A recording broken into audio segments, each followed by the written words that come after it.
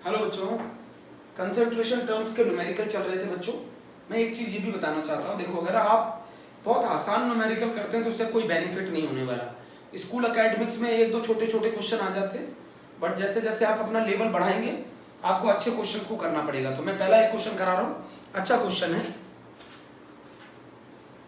ठीक है बच्चों। तो क्वेश्चन कुछ ऐसे है, क्वेश्चन नंबर 1 है ना, एन aqueous solution of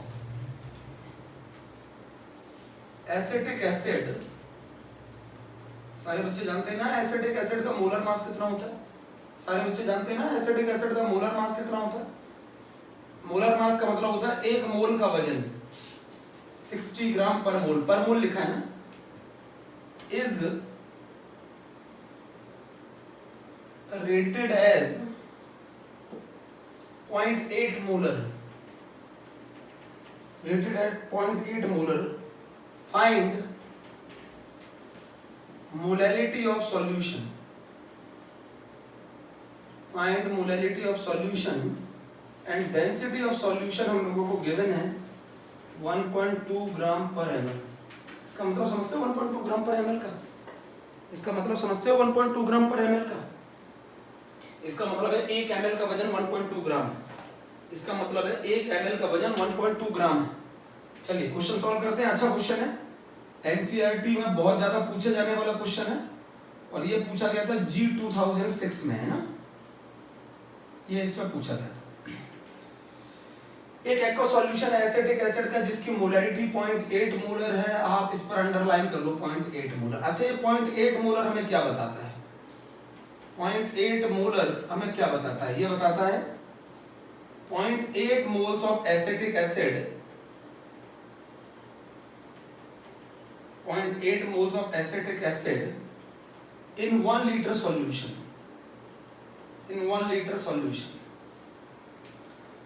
सही है? या फिर ये एक और इंफॉर्मेशन देता है, इसी को हम ऐसे भी लिख सकते हैं 0.8 moles of acetic acid in 1000 ml solution. सही बात है। आप बोलोगे ml में क्यों ले लिया वॉल्यूम? मैं बताता हूं क्योंकि डेंसिटी आपकी ml में है, इसीलिए मैंने वॉल्यूम को ml में ले लिया। आपको ये चीज मालूम है कि मोलैलिटी का फॉर्मूला क्या होता है? मोलैलिटी का फॉर्मूला होता है number of moles of solute upon mass of solvent in KG, है ना।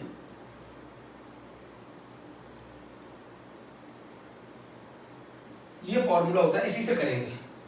चलिए 0.8 मोल, 1 मोल एसिटिक एसिड का वजन कितना है? 1 मोल एसिटिक एसिड का वजन कितना है? 1 मोल एसिटिक एसिड का मास, 1 मोल एसिटिक एसिड का मास कितना है? 60 ग्राम, है ना। 1 मोल एसिटिक एसिड का मास 60 ग्राम है, देख रखा है। मोलर मास का मतलब होता है the mass of 1 mole, the mass of 1 mole acetic acid, the mass of 1 mole acetic acid is 60 gram. Mass of 1 mole acetic acid is 60 ग्राम। तो ये बताओ 0.8 मोल का वजन कितना होगा? 0.8 मोल एसिटिक एसिड का मास कितना होगा? जल्दी बताओ। 0.8 मोल एसिटिक एसिड का मास कितना होगा? जल्दी बताओ। 1 मोल का वजन होता है 60 ग्राम, तो 0.8 मोल का वजन कितना होगा? 0.8 इंटू 60, ये आ गया 48 ग्राम। 48 ग्राम होगा mass of solute. Mass of solute कितने मोल्स का? 0.8 मोल्स का। 1 मोल का वजन 60 ग्राम है, तो 0.8 मोल का वजन कितना होगा? 60 इंटू 0.8, 48 ग्राम। ये मैंने अलग से निकाल दिया, ये मैंने सॉल्यूट के बारे में निकाल दिया। आपको दिख रहा है ना सभी को? ये मैंने सॉल्यूट के बारे में निकाल लिया है। 1 मोल एसिटिक एसिड का वजन को मोलर मास कहते हैं। मोलर मास का मतलब होता है 1 मोल एसिटिक एसिड का वजन। 1 मोल एसिटिक एसिड का वजन है ये। 1 मोल एसिटिक एसिड का वजन होता है मोलर मास। अगर आपको 1 मोल एसिटिक एसिड का वजन निकालना है उसे कहते हैं molar mass. Mass of 1 mole acetic acid is 60 gram. 0.8 mole acetic acid का वजन कितना होगा? 48 ग्राम। समझ गए आगे? देखिए बच्चों, मुझे यहाँ पे मास ऑफ सॉल्वेंट चाहिए। तो मैं यहाँ लिख देता हूँ, पहले लॉन्ग कट ले जा रहा हूँ मैं, थोड़ा सा समझना। मास ऑफ सॉल्वेंट होता क्या है? अच्छा बताओ जल्दी बताओ, मास ऑफ सॉल्वेंट क्या होता है? मास ऑफ सॉल्वेंट होता है मास of solution, mass of solution minus mass of solute, यही होता है ना। अच्छा मास ऑफ सॉल्यूशन कैसे निकालेंगे? यहाँ पे लिख दूं, मास ऑफ सॉल्यूशन कैसे निकालेंगे? Volume of solution into density of solution, volume into density करेंगे तो मास ऑफ सॉल्यूशन आएगा, minus mass of solute, mass of solute आपने निकाल लिया है। चलिए मैं अलग से लिख देता हूँ, जगह नहीं बची हुई है, जगह नहीं बची हुई है, जगह नहीं बची हुई है।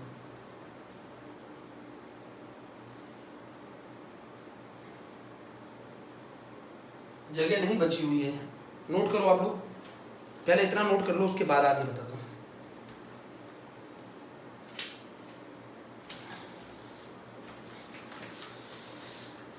यहां तक समझ में आ गया मेरे हिसाब से मास ऑफ सॉल्वेंट। और मास ऑफ सॉल्वेंट किस में लेना है बच्चों? केजी में लेना है। मास ऑफ सॉल्वेंट केजी में लेना है। रफ कर दूं, रफ कर दूं, रफ कर दो। अब जरा मेरी बात समझना,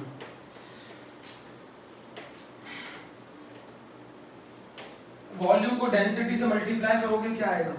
मास ऑफ सॉल्यूशन आएगा, मास ऑफ सॉल्यूशन आएगा ना। अच्छा ये बताओ 0.8 मोलर का मतलब सभी बच्चे समझ गए हैं, इसका मतलब है 0.8 मोल्स ऑफ एसिटिक एसिड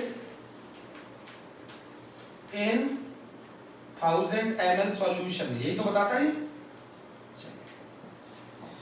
तो ये बताइए हमारा मोलैलिटी का फॉर्मूला क्या होता है? Number of moles, number of moles क्या होता है? सॉल्यूट के 0.8 मोल्स मिल गए सॉल्यूट के, अपॉन मास होता है सॉल्वेंट का। मास ऑफ सॉल्वेंट कैसे निकालेंगे? मास of solution minus mass of solute,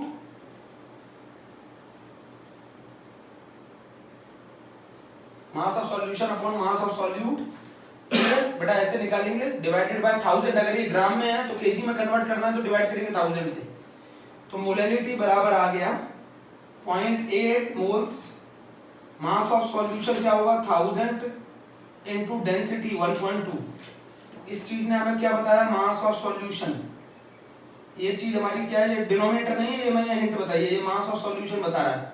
minus 0.8 into 60, ये बता रहा है mass of solute, mass of solute बता रहा है 0.8, ये बता दिया मास ऑफ सॉल्यूट। डिवाइड कर दो इसको 1000 से, 1000 से डिवाइड करोगे तो किस में आ जाएगा? ये केजी में आ जाएगा। तो मोलैलिटी बराबर ये कितना हो गया? 0.8, ये कितना हो गया? 1200 माइनस 48 डिवाइडेड बाय 1000। 1000 से डिवाइड क्यों किया? केजी में कन्वर्ट करना है, केजी में कन्वर्ट करना। तो ये आ गया आंसर, आ गया, कैलकुलेशन यहां कर रहा हूं, आंसर आ गया मोलैलिटी बराबर 800 अपॉन 1152, ये आ गया आंसर आपका मोल पर केजी में। अभी भी नहीं समझे? बहुत आसान क्वेश्चन था, फिर से कराते हैं, फिर से कराता हूँ ये क्वेश्चन। जगह नहीं होती एक तो इतनी, बेटा इतनी जगह नहीं हो पाती है।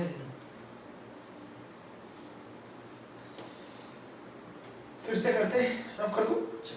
आपको एक बार नहीं आए, दो बार नहीं आए, आने लगेगा, धीरे धीरे करेंगे सब आने लगेगा। अच्छा आप एक चीज समझो मेरी बात, 0.8 मोल्स है एसिटिक एसिड के जिसका मास है। अच्छा आप मुझे एक चीज बताइए, मोलैलिटी का फॉर्मूला क्या होता है? मोलैलिटी का फॉर्मूला होता है number of moles of solute, देखो जब बेसिक पे जा रहे हैं बिल्कुल, number of moles of solute upon mass of solvent in KG, mass of solvent in KG, यही फॉर्मूला होता है। अच्छा ये बताओ मुझे 0.8 मोलर का क्या मतलब है? 0.8 मोलर एसिटिक एसिड का मतलब है 0.8 moles of acetic acid in 1 litre, 1 litre solution. अच्छा एक चीज बताओ, मैं आपको बता देता हूं, अभी यहां पर सिखाऊंगा 0.8 मोल, आप इसको ऐसे भी लिख सकते हैं कि 0.8 moles of acetic acid, molarity की डेफिनेशन नहीं जानते, इन 1000 ml सॉल्यूशन है ना, इन 1000 ml सॉल्यूशन मिल गया। यहां पर लिख सकते हो mass of solution is equals to volume of solution into density of solution. Volume मिल गया 1000 ml, 1 ml का वजन होता है 1.2 ग्राम। 1.2 ग्राम पर ml का क्या मतलब होता है, 1 ml का वजन 1.2 ग्राम है, तो 1000 ml का वजन कितना होगा, 1200 ग्राम। यही तो मतलब है इसका, 1 ml का वजन 1.2 ग्राम है, तो 1000 ml का वजन कितना होगा, 1200 ग्राम। तो ये आ गया आपका मास ऑफ सॉल्यूशन, है ना, मास ऑफ सॉल्यूशन आ गया 1200 ग्राम। अब मास ऑफ सॉल्यूशन के बाद में यहां पे लिख रहा हूं ना, 1 मोल एसिटिक एसिड का वजन कितना होता है, 1 मोल एसिटिक एसिड का वजन मोलर मास कहलाता है 60 ग्राम। तो मुझे ये बताओ 0.8 मोल एसिटिक एसिड का वजन कितना होगा, 0.8 मोल एसिटिक एसिड का वजन कितना होगा, 60 इंटू 0.8 48 ग्राम, 60 इंटू 0.8 48 ग्राम। तो मैंने सॉल्यूट का वजन भी निकाल लिया, कितना निकाला सॉल्यूट का वजन, 48 ग्राम। अच्छा ये बताओ मास ऑफ सॉल्वेंट निकालो, चलो मास ऑफ सॉल्वेंट निकालो, मास of solution minus mass of solute, ये आ गया 1152 ग्राम। मास ऑफ सॉल्वेंट आ गया 1152 ग्राम। अब इसको केजी में कन्वर्ट कर लो, केजी में कन्वर्ट करो तो 1152 डिवाइडेड बाय 1000, तो ये मास आ गया सॉल्वेंट का केजी। पुट कर दो फॉर्मूले में, पुट कर दो फॉर्मूले में, मोलैलिटी में पुट करो फॉर्मूले में, मोलैलिटी बराबर number of moles of solute 0.8 mole solute, mass of solvent 1152 divided by 1000, ये मोलैलिटी आ गई 800 अपॉन 1152 मोल पर केजी। अब सर मैंने बिल्कुल अलग अलग करके दिखा दिया क्वेश्चन, अब आपको समझना चाहिए था। यहां से मैंने मास ऑफ सॉल्यूशन निकाल लिया है, यहां से मैंने मास ऑफ सॉल्यूट निकाल लिया है, मास ऑफ सॉल्वेंट निकाल लिया मैंने यहाँ ग्राम में, फिर मैंने उसको कन्वर्ट कर दिया केजी में, पुटा फॉर्मूले में पुट कर दिया है, तो ये हमारा आंसर आना चाहिए। अब आप चेक करिए, चेक करो, चेक करो, चेक बिल्कुल तरीके से चेक करना कि क्या क्या हिंट बताती है। अब एक बहुत इंपॉर्टेंट बात बताने जा रहा हूं, रफ कर दो इतना।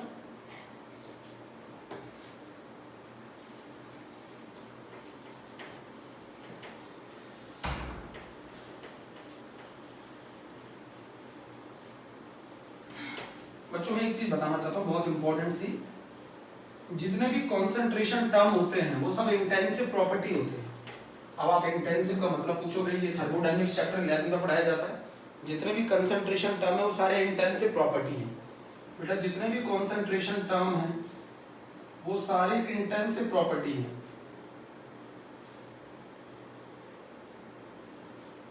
इंटेंसिव प्रॉपर्टी वो प्रॉपर्टी होती हैं, आप सुनो, अगर आपने ग्लूकोज को पानी में घोल दिया तो चाहे आप 1 ml का कंसंट्रेशन निकालो, चाहे 1 लीटर का कंसंट्रेशन निकालो, वो ऑलवेज सेम होगा। मेरी बात नहीं समझे? अगर आपने ग्लूकोज को, कंसंट्रेशन टर्म का मतलब, इंटेंसिव का मतलब होता है those property which do not depend upon the amount of substance, those properties which do not depend on amount of substance, ऐसी प्रॉपर्टी जो अमाउंट ऑफ सब्सटेंस पे डिपेंड ना करें, उन प्रॉपर्टी को कहते हैं इंटेंसिव। लेवल बढ़ा के पढ़ा रहा हूं बेटा, है ना। तो आपको एक चीज समझनी है, देखो इधर, आप कंसंट्रेशन किसी सॉल्यूशन की 1 ml के लिए निकालो या फिर 1 लीटर के लिए निकालो, सेम होगी, कंसंट्रेशन पे कोई फर्क नहीं पड़ता।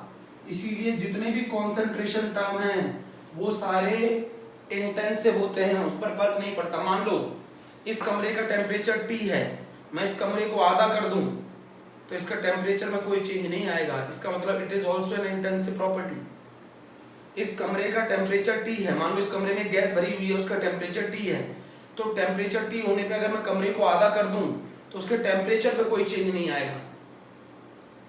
इस कमरे की जो एयर भरी हुई है उसकी डेंसिटी अगर D है और अगर मैं कमरे को हाफ कर दूं तो उसके अंदर डेंसिटी पे भी कोई फर्क नहीं पड़ेगा। तो मैं आपको बता दूं, अगर मैंने एक रूम में एयर भर रखी है, रूम में एयर है ना, और उस रूम में अगर एयर है तो अगर मैं उस रूम को हाफ कर दूं तो उसका टेम्परेचर पे भी कोई फर्क नहीं पड़ेगा, वो भी इंटेंसिव है। उस रूम में जो डेंसिटी है एयर की उस पे भी कोई फर्क नहीं पड़ेगा, वो भी इंटेंसिव है।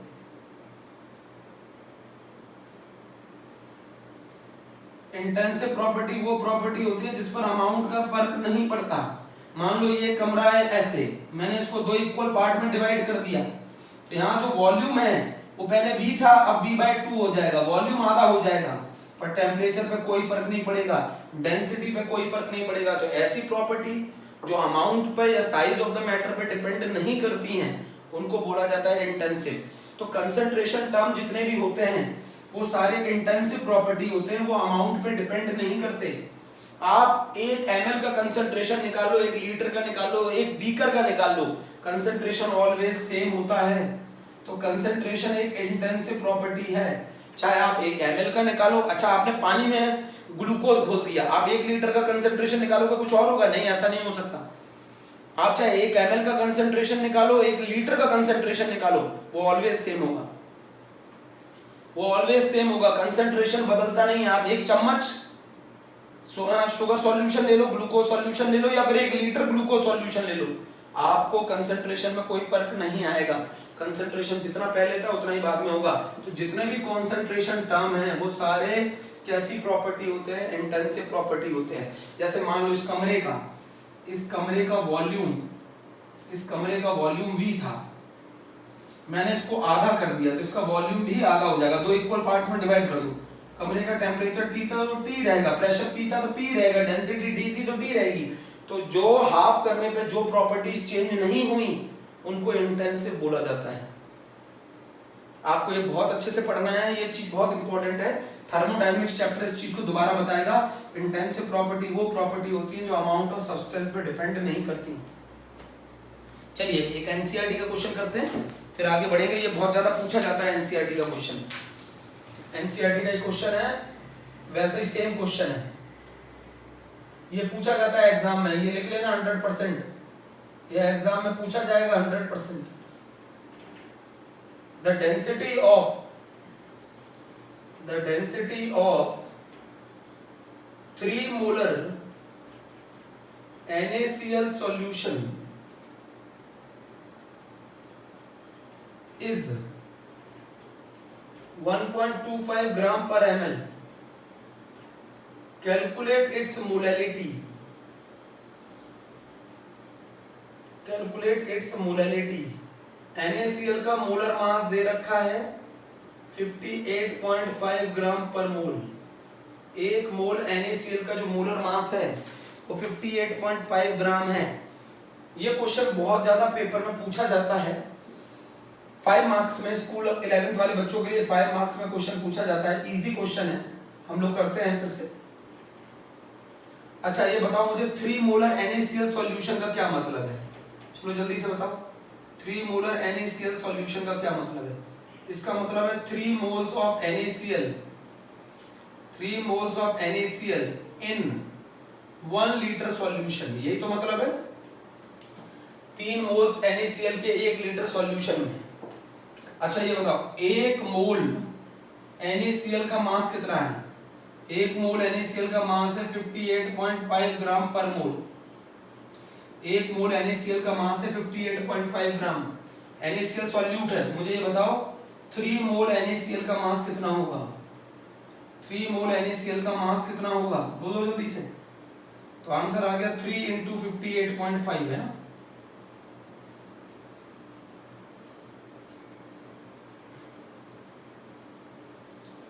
वन 175.5 ग्राम होगा 3 मोल NaCl का वजन। तो मास ऑफ सॉल्यूट मिल गया आपको, मास ऑफ सॉल्यूट मिल गया आपको 3 मोल सॉल्यूट का जो वजन होगा वो होगा 175.5 ग्राम। मिल गया, यहाँ अंडरलाइन कर दो, ये मिल गया mass of solute 3 mole NaCl का मास मिल गया आपको 175.5 ग्राम।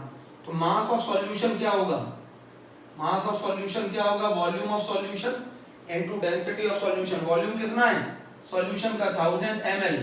अच्छा इसका मैंने क्या मतलब समझाया था, इसका मतलब मैंने समझाया था 1 ml का वजन 1.25 ग्राम है, तो 1000 ml का वजन कितना होगा, 1000 ml का वजन कितना होगा 1.25 ग्राम पर ml, तो 1250 ग्राम होगा, 1250 ग्राम होगा। मास ऑफ सॉल्यूशन मिल गया। तो मोलैलिटी क्या होती है जरा बताओ, मोल्स ऑफ सॉल्यूट, मोल्स कितने 3 अपॉन 1250 माइनस 175.5, ये ग्राम में आ गया है। ये चीज क्या बताती है, मास ऑफ सॉल्यूशन। ये चीज क्या बताती है, मास ऑफ सॉल्यूट। अच्छा मैंने निकाला कैसे, मैं यही लिख देता हूं, मोलैलिटी बराबर मैंने निकाला कैसे 3, मास ऑफ सॉल्यूशन निकाला 1000 into density 1.25 minus mass of solute कैसे निकाला, 1 मोल का वजन 58.5 है, तो 3 मोल का वजन कितना होगा 3 इंटू 58.5, इसको 1000 से डिवाइड कर दिया। क्यों किया, क्योंकि ये मास ग्राम में निकला था, केजी में कन्वर्ट करना है। तो मोलैलिटी बराबर आ गया 3000 अपॉन 1074.5।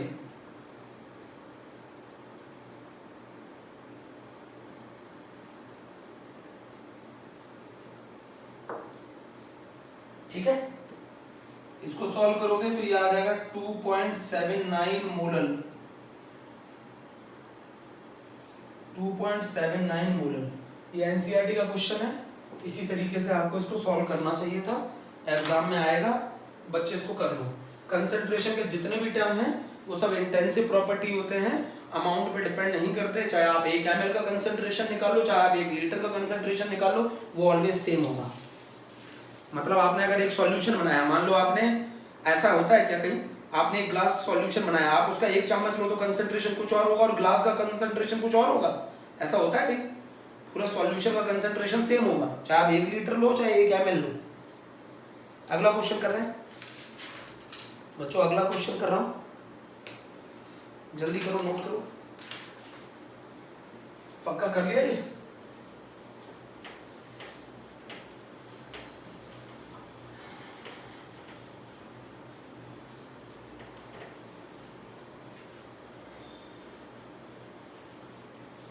तीसरा बच्चों, तीसरा सुनो, क्वेश्चन ये है, क्वेश्चन 3,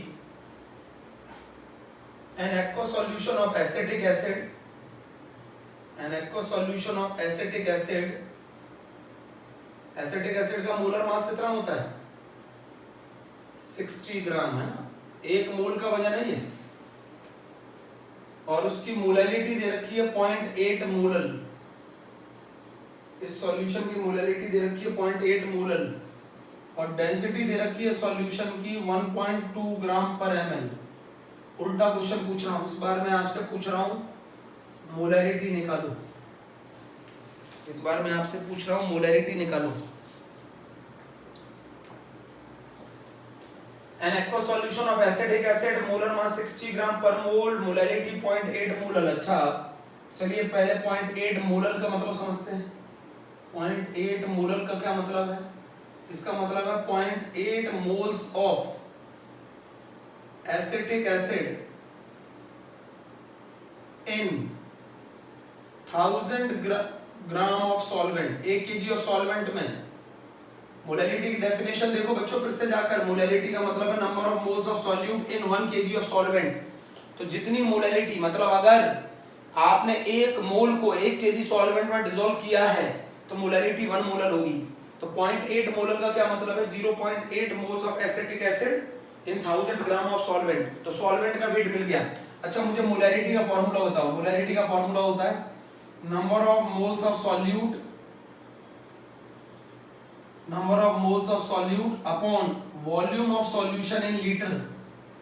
नीचे हमें चाहिए वॉल्यूम ऑफ सॉल्यूशन, हमारे पास है मास ऑफ सॉल्वेंट। अच्छा मास ऑफ सॉल्वेंट मिल गया आपको, मास ऑफ सॉल्वेंट मिल गया आपको, है ना, कितना मिल गया 1000 ग्राम। चलिए मास ऑफ सॉल्यूट बताइए, जल्दी बताइए कौन बता रहे हैं, मास ऑफ सॉल्यूट बताइए।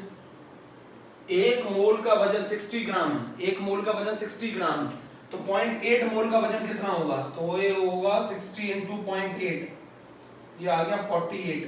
दोनों को ऐड कर दो, मास ऑफ सॉल्यूशन आ गया, दोनों को ऐड कर दो, मास ऑफ सॉल्यूशन आ गया 1000 प्लस 48, ये आ गया 1048 ग्राम, इतना आ गया मास ऑफ सॉल्यूशन। अच्छा मास ऑफ सॉल्यूशन आने के बाद वॉल्यूम ऑफ सॉल्यूशन निकालो, 1048 मास of solution divided by density, इससे वॉल्यूम आ गया ml में।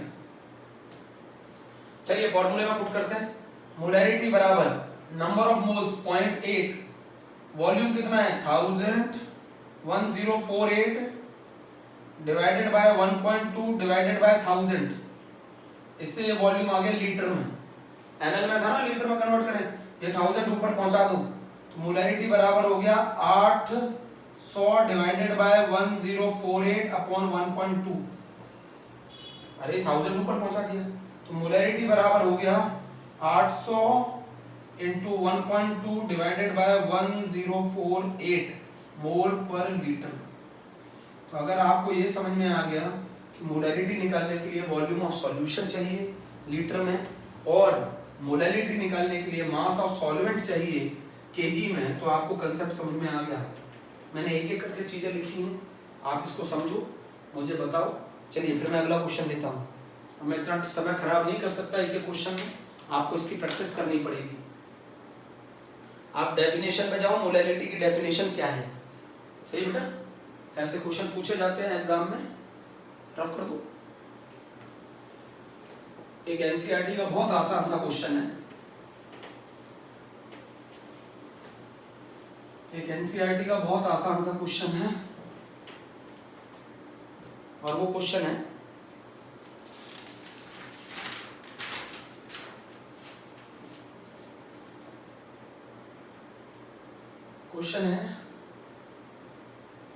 Calculate the molarity of NaOH, example NCERT में, NaOH in the solution, in solution prepared by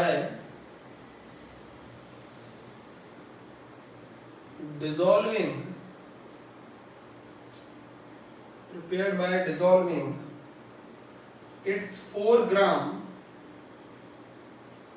in enough water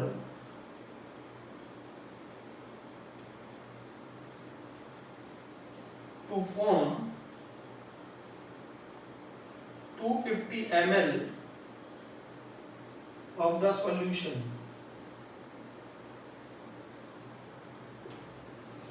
Calculate the molarity of NaOH in the solution. Calculate the molarity of NaOH in the solution prepared by dissolving its 4 gram in enough water to form 250 ml. वह बहुत ही आसान question है बेटा, बहुत ही आसान question है। अच्छा ये बताओ मोल्स ऑफ NaOH कितने होंगे, सॉल्यूट के मोल्स कितने होंगे, 4 ग्राम। NaOH का मोलर मास दे रखा है बेटा क्वेश्चन में, नहीं हो तो निकाल लो NaOH का मोलर मास, सोडियम का 23, ऑक्सीजन का 60, नाइट्रोजन का 1, 40 ग्राम आ गया, एक मोल का वजन 40 आ गया, 4 डिवाइडेड बाय 40 मोल्स आ गए 1/10 moles of NaOH, moles of NaOH आ गया। वॉल्यूम निकाल लो सॉल्यूशन का लीटर में, वो कितना हो गया 250 अपॉन 1000, ये आ गया 1/4, पुट कर दो फॉर्मूले में, मोलैरिटी बराबर होता है मोल्स, मोल्स आ गया 1/10 अपॉन वॉल्यूम आ गया 1/4 लीटर में, ये लीटर में है, 250 को 1000 से डिवाइड कर दिया ना, 250 को 1000 से डिवाइड कर दिया तो मोलैरिटी निकल के आ गई 4/10, और 4/10 निकल के आ गई मतलब 0.4 मोलर। इजी क्वेश्चन था, मोल्स निकाल लिए NaOH के, वॉल्यूम निकाल लिया सॉल्यूशन का लीटर में, डिवाइड कर दिया मोलैरिटी के फॉर्मूले में, मेरा इज इक्वल्स टू ऑलवेज ऊपर रहता है। ठीक है बेटा, हाँ बताओ जल्दी से। इंटेंसिव का मतलब है अमाउंट पे डिपेंड नहीं करता। आप एक चम्मच निकाल लो सॉल्यूशन या फिर एक बीकर निकाल लो, कंसंट्रेशन उस सॉल्यूशन का बदलेगा नहीं, कंसंट्रेशन उस सॉल्यूशन का बदलेगा नहीं, कंसंट्रेशन उस सॉल्यूशन का बदलेगा नहीं। इसीलिए मैं बोलता हूं कंसंट्रेशन टर्म इंटेंसिव प्रॉपर्टी होते हैं। सुन रहे हैं ध्यान से। चलिए लास्ट क्वेश्चन, बहुत अच्छा सा क्वेश्चन है, लास्ट क्वेश्चन एक बहुत अच्छा सा क्वेश्चन है, और ये हमारा कंसंट्रेशन टर्म वाले टॉपिक लगभग खत्म। An aqueous solution of urea, an aqueous solution of urea NH2CO NH2, an aqueous solution of urea has a mole fraction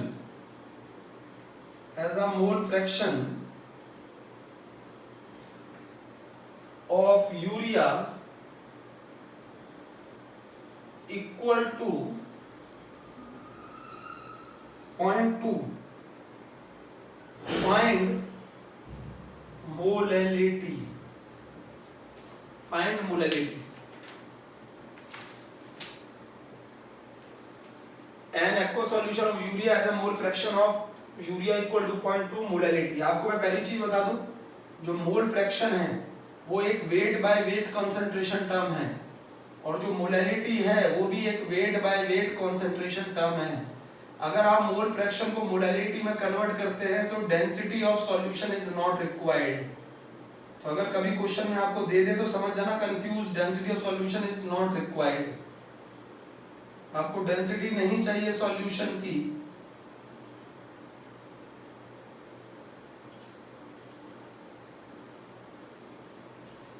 समझ गए? डेंसिटी क्यों नहीं चाहिए सॉल्यूशन की? क्योंकि मोल फ्रैक्शन भी एक weight by weight concentration term है, मोलैलिटी भी एक weight by weight concentration term है, और आपको अच्छी तरह मालूम है एक weight by weight concentration term is independent of temperature because mass is involved, and mass is independent of temperature, and mass is independent of temperature, and mass is independent of temperature। ये बहुत important है। तो जितने भी concentration term जो weight by weight होते हैं वो सारे टेम्परेचर के इंडिपेंडेंट होते हैं, क्योंकि उसमें मास इन्वॉल्व होता है और मास टेम्परेचर के इंडिपेंडेंट होता है। ठीक है, अच्छा ये बताओ mole fraction of urea, mole fraction of urea 0.2 दे रखा है, तो इससे क्या समझ लो? इससे समझो 0.2 मोल्स ऑफ यूरिया, इससे मतलब समझ लो आप 0.2 मोल्स ऑफ यूरिया, 0.2 मोल्स है यूरिया के, और मैंने मान लिए टोटल मोल्स, मैंने मान लिए हैं। अरे मान सकते हो ना, क्योंकि ये इंटेंसिव प्रॉपर्टी है। कैसी प्रॉपर्टी है? इंटेंसिव, अमाउंट से कोई फर्क ही नहीं पड़ता। मैंने मान लिया टोटल मोल सॉल्यूशन के 1 है, तो टोटल मोल सॉल्यूशन के 1 है, तो उसमें 0.2 मोल अगर यूरिया के होंगे तो 0.8 मोल वाटर के होंगे, 0.2 मोल यूरिया के होंगे तो 0.8 मोल वाटर के होंगे। अच्छा, अब ये बात मैंने सही लिखी है कि नहीं लिखी, इसको चेक कर सकते हैं। मोल्स ऑफ यूरिया क्या होंगे बताओ? मोल फ्रैक्शन ऑफ यूरिया क्या होगा? Moles of urea divided by total, divided by total. बताओ कितना आ रहा है मोल फ्रैक्शन? ये बात मैंने क्रॉस चेक कर दी ना। अगर आपका मोल फ्रैक्शन यूरिया का 0.2 दिया है तो 0.2 मोल्स और 0.8 मोल्स होंगे वाटर के, तो टोटल मोल्स कितने हो गए 1, तो आपका मोल फ्रैक्शन यूरिया का 0.2 ही आएगा, है ना। 0.2 moles of urea, 0.8 moles of water. Molality निकालनी है, मोलैलिटी। तो मोल्स ऑफ यूरिया कितना हो गया? सॉल्यूट के मोल्स हो गए 0.2। नीचे क्या चाहिए होता है? नीचे क्या चाहिए होता है? नीचे चाहिए होता है mass of solvent in KG, mass of solvent चाहिए होता है। 1 मोल वाटर का वजन कितना होता है? 18 ग्राम। तो 0.8 मोल का वजन कितना होगा? 0.8 इंटू 18, इससे मास आ जाएगा वाटर का ग्राम में। सॉल्वेंट का वजन आ गया ग्राम में। अरे 1 मोल वाटर का वजन 18 ग्राम होता है, तो 0.8 मोल वाटर का वजन कितना होगा? तो 0.8 इंटू 18 डिवाइडेड बाय 1000 से क्यों डिवाइड किया? ताकि मास सॉल्वेंट का केजी में आ जाए। तो मोलैलिटी बराबर आ गया 0.2 इंटू 1000 अपॉन 18 इंटू 0.8। तो मैं आपको जो बताना चाहता हूं वो बहुत इंपॉर्टेंट बात है। मतलब अगर मान लो किसी सब्सटेंस का मोल फ्रैक्शन यूरिया का ऐसे दे दिया 0.4, तो आप ये समझ सकते हो कि इसमें जो मोल्स होंगे यूरिया के वो 0.4 मान लो, और जो मोल्स होंगे वाटर के वो 0.6 मान लो, और टोटल मोल्स को 1 मान लो। समझे? ये आपको ये इंफॉर्मेशन देता है। अगर कभी मोल फ्रैक्शन यूरिया का 0.4 दिया है या किसी भी सब्सटेंस का कुछ मोल फ्रैक्शन दिया है, तो ये आप समझ सकते हो, ये इंफॉर्मेशन देता है हमको। तो अगर मोल फ्रैक्शन यूरिया का ये दिया है तो इसने हमें क्या इंफॉर्मेशन दी है? इसने हमें इंफॉर्मेशन दी है कि 0.2 मोल्स होंगे यूरिया के और 0.8 मोल होंगे वाटर के। 0.8 मोल हो गए। 1 मोल वाटर का वजन कितना होता है? 1 मोल वाटर का वजन होता है 18 ग्राम। तो 0.8 मोल वाटर का वजन कितना होगा? 0.8 मोल वाटर का वजन होगा 0.8 इंटू 18। ये मास आ गया वाटर का ग्राम में, सॉल्वेंट का मास ग्राम में आ गया। कन्वर्ट करो केजी में, 1000 से डिवाइड करोगे तो ये मास कन्वर्ट हो जाएगा केजी में। यही क्वेश्चन है, यूनिट जरूर लगाना, मोल पर केजी। मैंने बेटा जितने स्टैंडर्ड क्वेश्चन है वो सारे करा दिए हैं, है ना। अब आप इतना पढ़ने के बाद मुझे अपने डाउट भेजें तो मैं आपको बताऊंगा, ठीक है। ओके बच्चों, तो हमारा यहाँ पर कंसंट्रेशन टर्म का टॉपिक खत्म हो गया है।